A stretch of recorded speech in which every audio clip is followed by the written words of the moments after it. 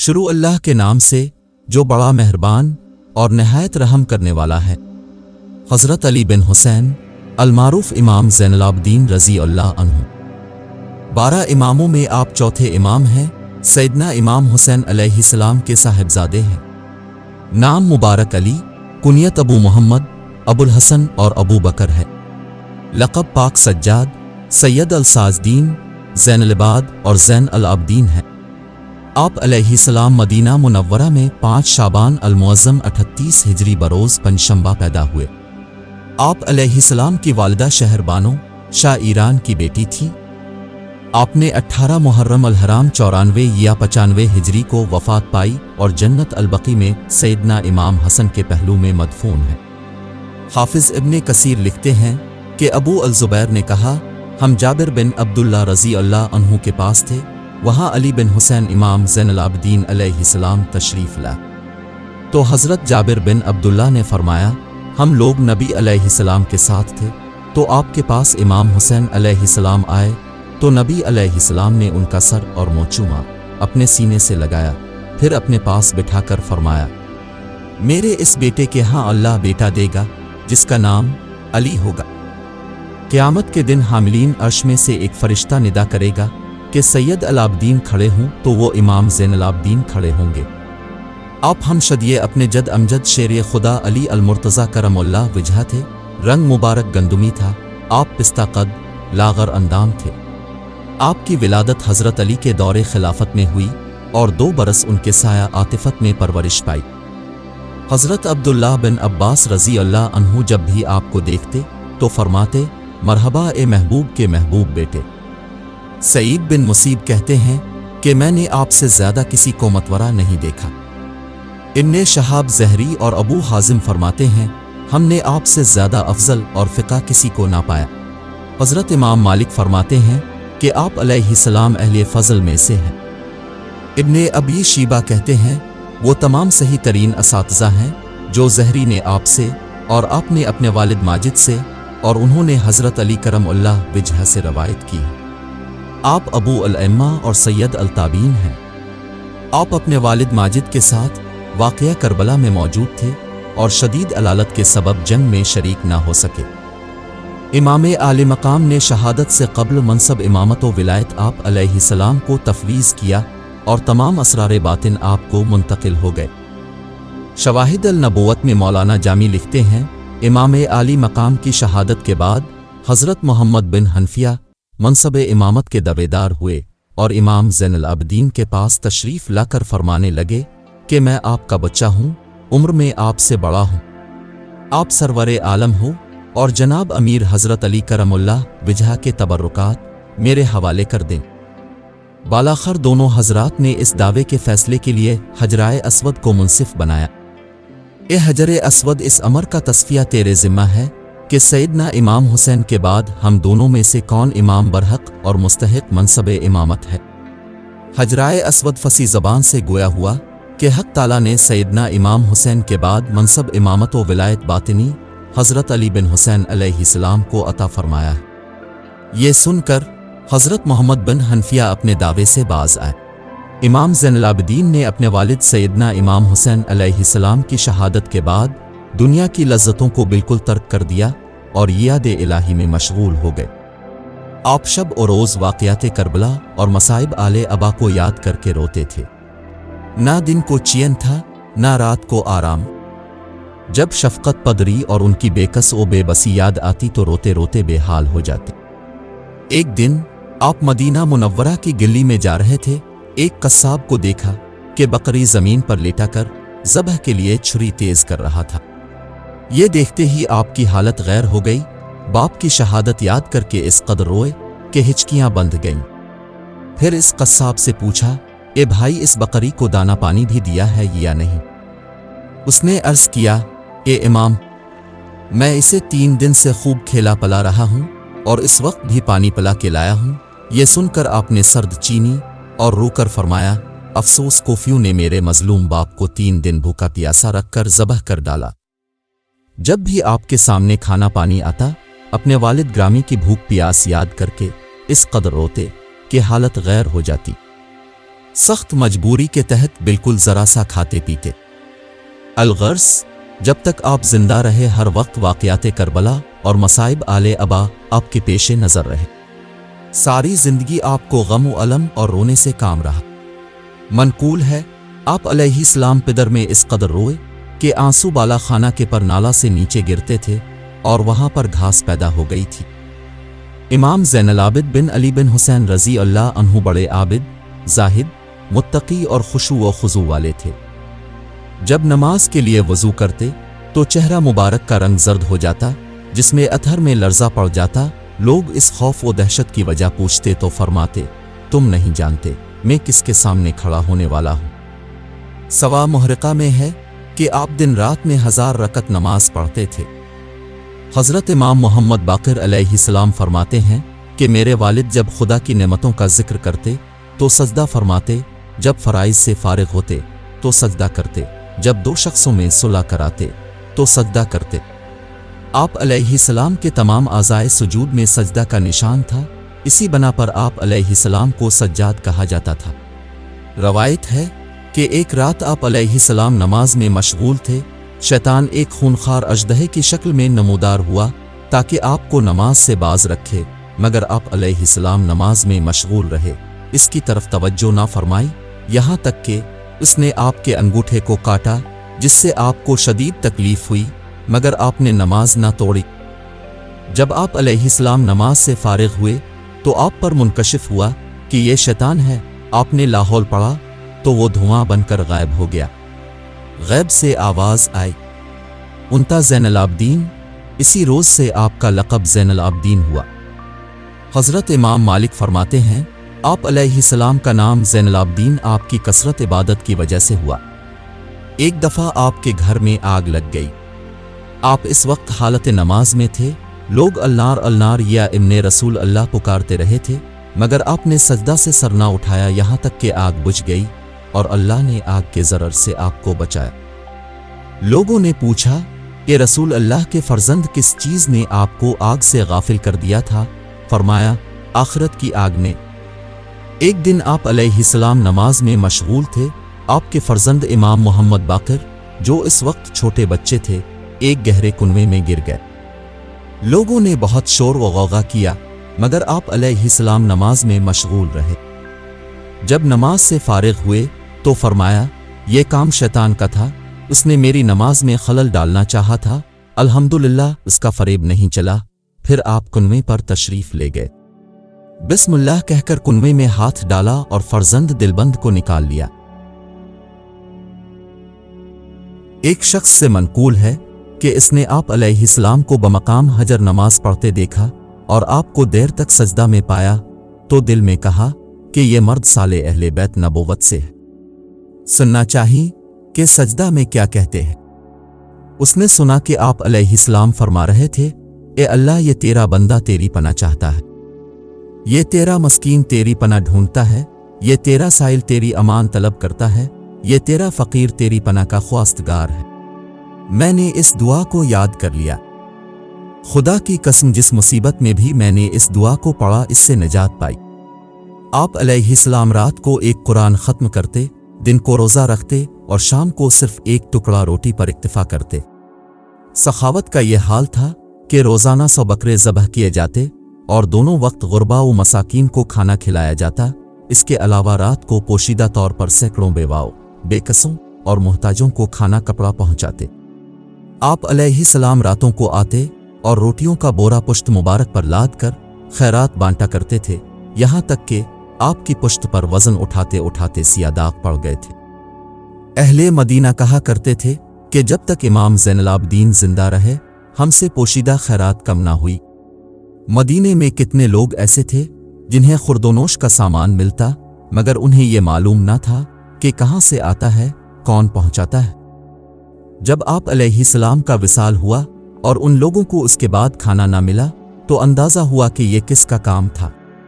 आपके तहम्मुल का ये आलम था कि किसी ने कहा, फला शख्स आपकी बुराई करता है, तो आपने इससे फरमाया, मेरे साथ चल। वो शख्स दिल में सोच रहा था कि देखो इस बदगो को कैसी सज़ा मिलती है। جب آپ اس شخص کے پاس پہنچے تو فرمایا جو کچھ تو نے کہا اگر سچ ہے تو خدا مجھے بخشے اور اگر جھوٹ ہے تو تجھے بخشے۔ ایک مرتبہ آپ مسجد سے باہر تشریف لائے تو ایک شخص نے آپ کو برا بھلا کہنا شروع کر دیا۔ آپ کے ساتھیوں نے اسے پکڑ لیا۔ آپ نے فرمایا اسے چھوڑ دو۔ پھر اس شخص سے کہا کیا تمہیں ہمارے ساتھ کوئی کام تھا جو پورا نہ ہو سکا؟ یہ سن کر وہ نادم اور پشیمان ہوا۔ پھر آپ علیہ السلام نے اسے ایک قیمتی چادر اور 5000 درہم دیے تو اس نے بے اختیار کہا میں گواہی دیتا ہوں بے شک آپ نبی علیہ السلام کی اولاد سے ہیں۔ حافظ ابن کثیر لکھتے ہیں ایک مرتبہ امام زین العابدین علیہ السلام کے ہاں کچھ مہمان آئے۔ آپ نے غلام کو روٹی تیار کرنے کو کہا۔ وہ گرم روٹیاں تندور سے نکال رہا تھا کہ گرم سیخ اس کے ہاتھ سے چھوٹ کر امام کے چھوٹے بچے کے سر پر لگی جس سے اس کی وفات ہو گئی۔ غلام سخت پریشان ہوا۔ امام زین العابدین کو پتہ چلا تو فرمایا تو نے یہ کام جان بوجھ کے نہیں کیا، جا تو راہ خدا میں آزاد ہے۔ پھر آپ علیہ السلام نے بچے کی تجہیز و تکفین کی۔ علامہ ابن سعد لکھتے ہیں ہشام بن اسماعیل مدینے کا گورنر تھا۔ وہ امام علیہ السلام کو تکلیفیں پہنچاتا مگر آپ علیہ السلام صبر فرماتے۔ جب ولید بن عبد الملک بادشاہ بنا تو اس نے ہشام کو معزول کر دیا اور حکم بھیجا کہ اسے لوگوں کے سامنے کھڑا کیا جائے تاکہ اس نے لوگوں پر جو زیادتیاں کی ہیں وہ اس سے اپنے انتقام لے سکیں۔ ہشام کو صرف امام زین العابدین سے خوف لاحق تھا۔ امام کو جب اس بات کا پتہ چلا تو آپ علیہ السلام نے اپنے دوستوں اور عقیدت مندوں کو تاکید کی کہ کوئی بھی ہشام بن اسماعیل کے ساتھ برائی سے پیش نہ آئے، اور ہشام کو پیغام بھیجا میں نے سنا ہے کہ تم سے مال واپس لیا جا رہا ہے، اگر ادائیگی سے عاجز ہو تو ہم تمہاری طرف سے ادائیگی کر دیں گے۔ مجھ سے اور میرے تمام تبعد از لوگوں سے تمہیں اچھے سلوک کی توقع رکھنا چاہیے۔ جب یہ بات اسماعیل نے سنی تو بے اختیار کہا اللہ خوب جانتا ہے جہاں اپنی رسالتیں رکھے۔ آپ علیہ السلام اکثر ان لوگوں کے ساتھ سفر کرتے جو آپ کو جانتے اور پہچانتے نہ تھے۔ ایک مرتبہ ایک قافلے میں تشریف فرما تھے کہ ایک شخص نے پہچان لیا اور لوگوں کو بتایا کہ یہ امام زین العابدین علیہ السلام ہیں۔ لوگ آپ کی طرف دوڑ پڑے، کوئی ہاتھ چوم رہا تھا، کوئی پاؤں چوم رہا تھا۔ لوگ شکوا کر رہے تھے کہ آپ نے اپنے بارے میں بتایا کیوں نہیں؟ اگر ہم سے کوئی بے ادبی ہو جاتی تو وہ ہماری ہلاکت کی موجب ہوتی۔ آپ نے فرمایا میں نہیں چاہتا کہ رسول اللہ سے تعلق کے سبب لوگ اپنی طاقت سے بڑھ کر برتاؤ کریں، مجھے یہ پسند نہیں۔ غرض کے امام زین العابدین اپنے بلند کردار اور اخلاق کے لحاظ سے بے مثال تھے، یہاں تک کہ آپ کے دشمن بھی آپ کے بلند اخلاق کے معترف تھے۔ اسی لیے فرزوق شاعر نے آپ علیہ السلام کی شان میں کہا جب قریش ان کو دیکھتے ہیں تو کہتے ہیں ہر شرافت، ہر فضیلت سرکرم ان پر ختم ہے کہ آپ علم و کرم سے مزین ہیں۔ جب صرف بن عقبہ نے مدینہ منورہ پر حملہ کیا تو مدینہ کی 400 سے زائد عورتوں، ان کے بچوں اور غلاموں نے امام زین العابدین علیہ السلام کے ہاں پناہ لی۔ آپ علیہ السلام نے تمام لوگوں کے کھانے پینے کا انتظام فرمایا، یہاں تک کہ صرف بن عقبہ مدینے سے چلا گیا۔ جو لوگ ان ایام میں امام زین العابدین کے زیر کفالت رہے وہ بعد میں حلف اٹھا کر کہتے تھے کہ ہم نے اپنے ماں باپ کے گھر میں وہ آرام اور خوشی نہ دیکھی جو امام زین العابدین علیہ السلام کے گھر میں دیکھی۔ البدایہ والنہایہ میں لکھا ہے کہ ایک مرتبہ امام زین العابدین محمد بن اسامہ بن زید کی عیادت کے لیے تشریف لے گئے۔ محمد بن اسامہ نے روتے ہوئے عرض کیا میں نے قرض دینا ہے اور ادائیگی کی کوئی صورت نہیں۔ آپ علیہ السلام نے پوچھا کتنا قرض ادا کرنا ہے؟ کہا 17,000 دینار۔ امام زین العابدین علیہ السلام نے فرمایا تم فکر نہ کرو، ہم ادا کر دیں گے۔ چنانچہ آپ علیہ السلام نے تمام قرض ادا کر دیا۔ ایک بار چند عراقی آپ علیہ السلام کی خدمت میں آئے اور حضرات خلفائے ثلاثہ سیدنا صدیق اکبر، حضرت عمر فاروق اور حضرت عثمانی غنی کی شان میں بے ادبی کے کلمات کہنے لگے۔ آپ نے بعد تحمل کے ان سے فرمایا کیا تم ان مہاجرین اولین میں سے ہو جن کی شان میں اللہ عز و جل نے فرمایا جو لوگ نکالے گئے اپنے گھروں سے اور اپنے مالوں سے محض اللہ کے فضل اور اس کی رضامندی کی خاطر، اور انہوں نے اللہ اور اس کے رسول کی مدد کی، یہی لوگ سچے ہیں انہوں نے جواب دیا نہیں۔ آپ نے فرمایا کیا تم وہ ہو جن کی شان میں اللہ نے فرمایا وہ لوگ جو اس گھر میں اور ایمان میں پہلے دن سے مقیم ہیں اور ہجرت کرنے والوں سے محبت رکھتے ہیں اور مہاجرین کو دینے سے دلوں میں تنگی نہیں پاتے اور تنگی کے باوجود اپنی جانوں پر اپیار کرتے ہیں، ضرورت میں مہاجرین کو تنگی کے باوجود ترجیح دیتے ہیں؟ انہوں نے جواب دیا نہیں۔ پھر امام زین العابدین علیہ السلام نے فرمایا میں گواہی دیتا ہوں کہ تم لوگ اللہ کے اس قول کے بھی مصداق نہیں ہو۔ جو لوگ ان کے مہاجرین و انصار کے بعد آئے اور یہ کہا کہ اے ہمارے رب ہمیں بخش دے اور ہمارے ان بھائیوں کو بھی جو ایمان لانے میں ہم پر سبقت لے گئے اور ہمارے دلوں میں اہل ایمان کی رنجش نہ رکھ، اے رب تو بڑا شفقت کرنے والا اور رحم فرمانے والا ہے۔ پھر آپ علیہ السلام نے ان لوگوں سے کہا میرے پاس سے دور ہو جاؤ اور یہاں سے چلے جاؤ۔ اے کاش شیعہ اثنا عشری 12 اماموں کے ماننے والے اور ائمہ کی پیروی کا دعویٰ کرنے والے اس واقعے پر غور کر اور اکابرین صحابہ کرام پر تبرہ اور سب و ستم سے باز آ جائیں کہ یہ ائمہ صحابہ کرام کی شان میں بے ادبی کرنے والوں سے بیزار و متنفر ہے۔ ایک شخص نے پیر مہر علی شاہ رحمۃ اللہ علیہ سے پوچھا کہ کیا یزید پر لعنت کرنا جائز ہے؟ انہوں نے فرمایا یزید کے مظالم کی وجہ سے بالکل جائز ہے، مگر اس پر لعنت بھیجنے سے تمہیں کوئی نیکی حاصل نہیں ہوتی۔ بجائے اس پر لعنت بھیجنے میں وقت ضائع کرنے کے اتنی دیر اہل بیت اطہار پر درود بھیجو جس کا ثواب بھی ہے اور اس میں ان کی رضا بھی ہے۔